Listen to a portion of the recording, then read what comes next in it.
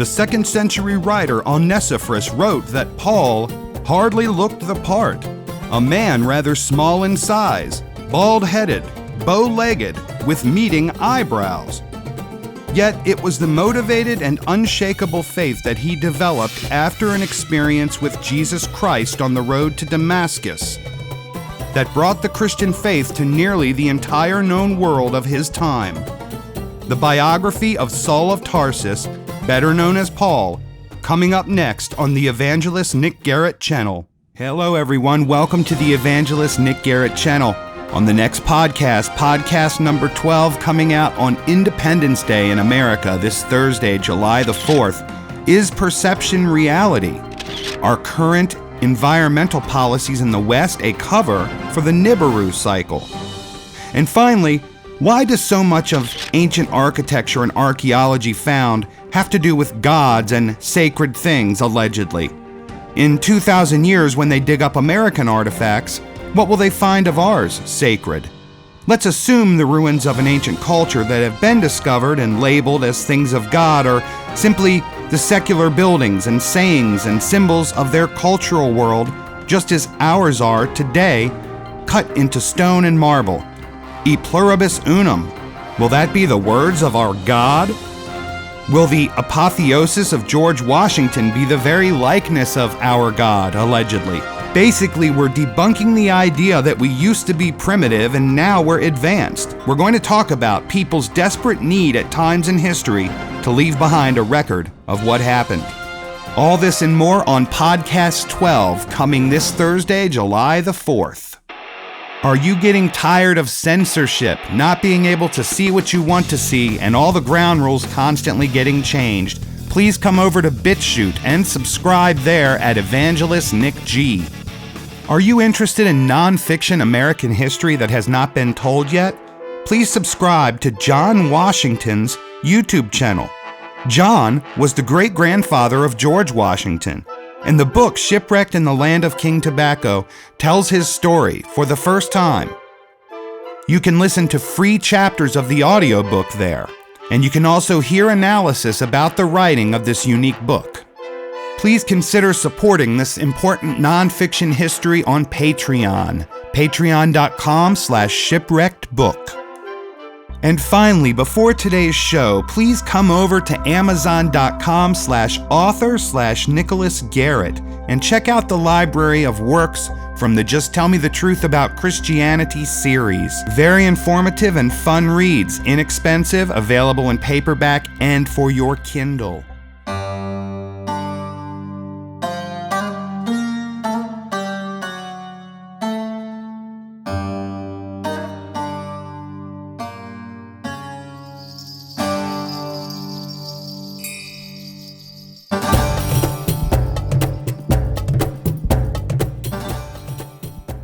Saul of Tarsus remembered the city of his birth fondly.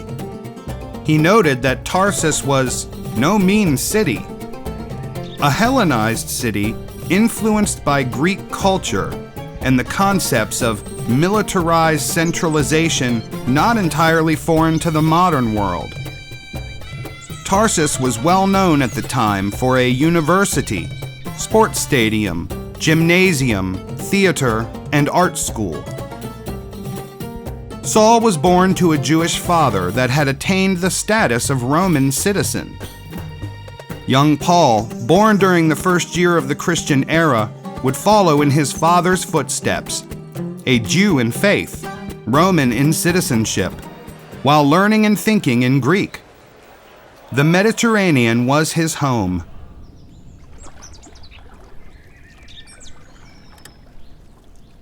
How does a man of such cultured upbringing have a change in worldview literally overnight?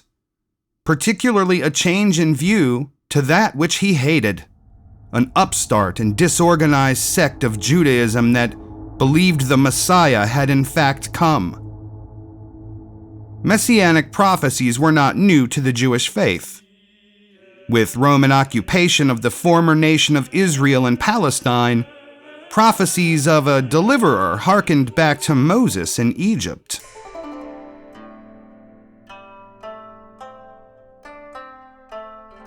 At age 13, Paul was consecrated as a son of the law, a Pharisee.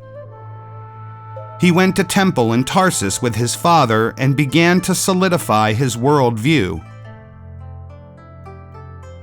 By 18, he was heading to Jerusalem to study under the popular teacher Gamaliel. Gamaliel would influence Paul greatly.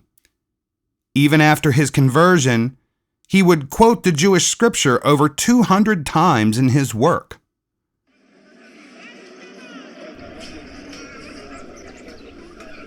Jerusalem was a bustling city under occupation.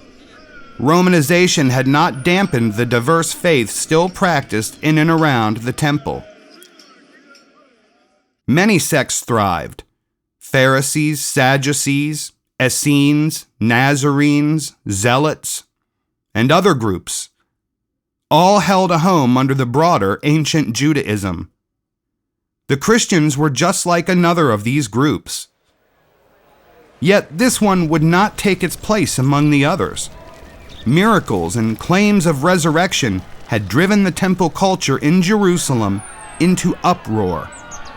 The Christian problem had to be dealt with. One wonders why Saul seemed to take the rise of a Christian sect so personally. He is brutal in his reprisals toward these pacifistic followers of a teacher whose body went missing in the days after his crucifixion. Claims of resurrection and ascension into heaven made him seethe with anger. Was it the fact that his upbringing in Tarsus, a city often under siege, overthrow, or attack due to its position between the Cilician gates and the coast, that hardened him? Was it his unique and broad worldview as an experienced world traveler that made him think the promise of hope and peace of God that came with the sect was unrealistic in such a violent world?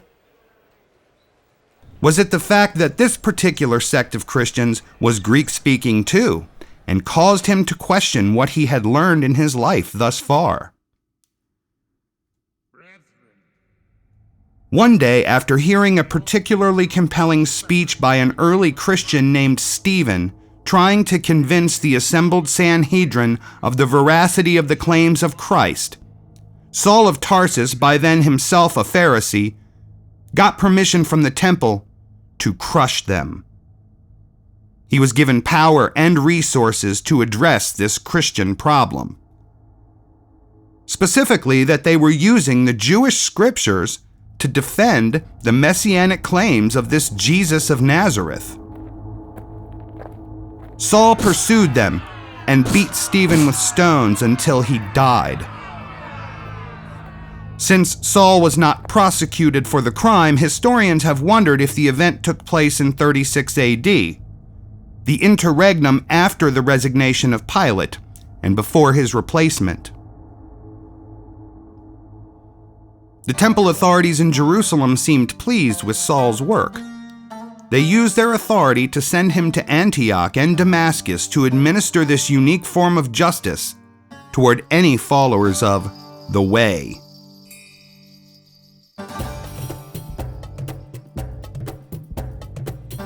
He set out for Damascus determined to stop these heretics.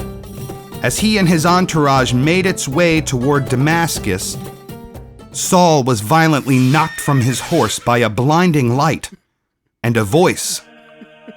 "Saul, Saul, why are you persecuting me?" Later, he would claim that those with him could see the light too, at other times that they could not see the light but could hear the voice. Saul would give 3 separate documented accounts of this event over his lifetime in the Book of Acts. The experience changed him. From the light, he saw Jesus of Nazareth himself, and he spoke. "I am Jesus, who you are persecuting," the voice said. "Go to Damascus, and I will tell you what to do." Saul, now blinded, went into Damascus and immediately fasted for 3 days. His entire worldview had been shaken. In a vision, a Christian named Ananias found him at a friend's house and helped him to get on his feet. In that time, Ananias would baptize Saul as a Christian, watch the blindness leave him in the form of scales falling from his eyes, and tell him outright, "Brother Saul, the God of our fathers appointed you to know his will, to see the Just One, and to hear a voice from his mouth. For you will be a witness for him to all men of what you have seen and heard." He became known to experienced communities of Christians who had before known him as a persecutor of their brethren. Now he would become an apostle, without ever having met Jesus in the flesh, and without having been a student of the other disciples. Now, the man who fought to protect the Jewish scriptures from use by this sect would use them himself to spread the Christian message through the entire Gentile world of his time. A complete and total reversal of thinking and actions. It was remarkable. Now, Paul devoted his loyalty and intellect entirely to Christian missions. Paul delivered his unique messages through his personal experiences as a missionary, through letters contained in the New Testament of the Holy Bible.